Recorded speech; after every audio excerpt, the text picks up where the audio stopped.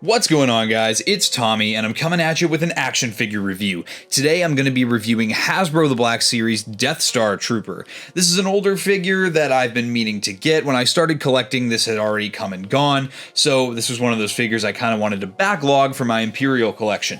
Thanks to a good friend of the channel, 212 Hunter. He was out in the area that he lives in Wisconsin, going to some local collector spots. He found this, sent me a pic, and I said, hey, I need that figure, so he sent it over to me. So big shout out to 212 Hunter for hooking me up with this figure. This figure comes in what used to be the standard packaging for the Black Series. You have your Black Series logo up at the top, a nice big plastic window showing you the figure and its accessory. You have an illustration down here of the character in black and white, as well as the character's name in a couple different languages. On the side of the box here, you have this guy was number 60. Back then, Hasbro used to do all of the mainline Black Series figures as one continuous wave, so that's why you get the number 60 here, as well as the character's name again. On the back of the box, you have that same illustration we saw on the front, blown up a bit, the number 60, your Black Series logo, the character's name, and a bio in about 1,000 different languages. This bio reads, Death Star Troopers were the elite of the Imperial Navy who were stationed aboard the first and second Death Star. They were responsible for piloting the superstructure to its destinations and firing the super laser on the orders of those in command of the station. They wore black uniforms and flared reflective helmets. And then you have all your legalese down here. Don't feed this action figure to your babies. And on the side of the box here, we do have the Death Star Trooper's name in a larger font and then the smaller font as well. Aside from that, that's really all there is to write home about in the packaging. So let's get this figure opened and check him out.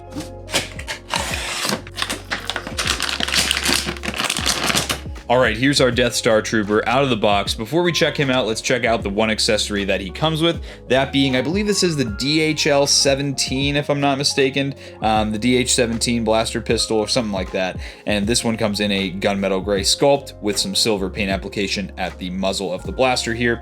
A solid blaster. We've seen this several times throughout the Black Series line, but it is an accurate blaster to what this character has in the movie, so why change it? And now let's get into the figure here. So one of the things about this guy that I always thought was silly when I was a kid was the helmet. This is a removable helmet, as you can see. It's done just in this black plastic. It's got some good sculpted detail here. This is one of those figures you really don't need much detail for, just because of the way the figure is. You can see here he's got a nice little buzz cut going on. They've got some just kind of generic human photo reel going on, and it looks really, really nice. It's actually some really well done photo reel.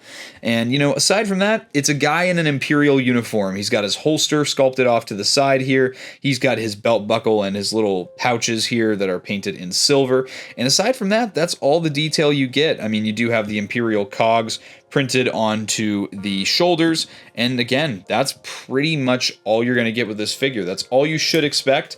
The helmet does sit nicely on the head as well once you have the chin strap where it's supposed to be, might I add. But we'll remove it again. We're going to check out his articulation real quick. This guy does have a ball and hinge for the neck. He can look down just a little bit. He can look up a good amount. He has no tilt whatsoever on the head, and it can turn left and right. He doesn't appear to have any butterfly joints at the shoulders. The shoulders are on a ball and swivel as well, and you can see they go up to about 90 degrees, and they do swivel a full 360.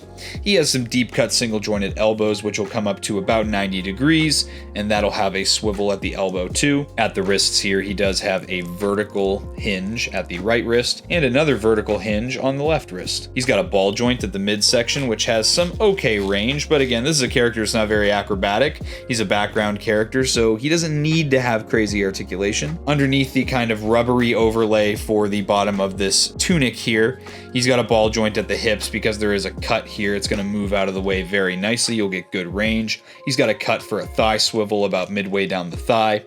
Some very ugly pinned double jointed knees. If you guys know, I'm not a fan of the pinned double jointed knees. However, that was the standard when this figure came out, so I'm not gonna dog on this figure for having that. It's got good range of motion. I just don't like them because of how ugly the knees look when the figure is facing forward. And of course, he's got the forward facing pin for rocker at the ankle down here, as well as a hinge. Goes forward just a bit, and it goes back quite a bit as well.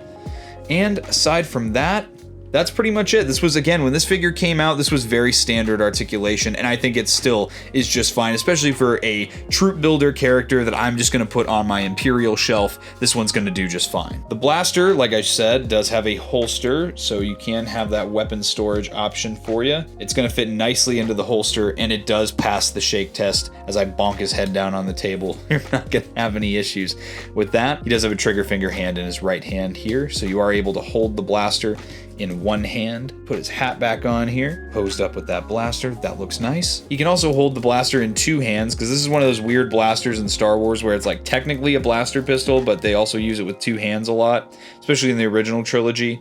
And so you can have him kind of at a low ready with that blaster as well. And you can very easily achieve a one-legged running pose for this guy as well. You know, I imagine in this kind of scene here, he'd be running for his life trying to get to the nearest escape shuttle before the Death Star blows up. And there you go, guys. There's my quick little review. I definitely think you should pick this figure up. He's a fine price on the aftermarket, and I think you won't have any trouble getting your hands on one if you see him. I'd definitely pick him up. He's a solid choice. And with that being said, guys, I hope you enjoyed this review. If you did and you're not yet subscribe to Blitz Transmissions. I've got awesome content coming out all the time. Make sure to check out my social media. That's all linked in the description below. Guys, I hope you enjoyed this review. I'll catch you for the next one, and may the Force be with you.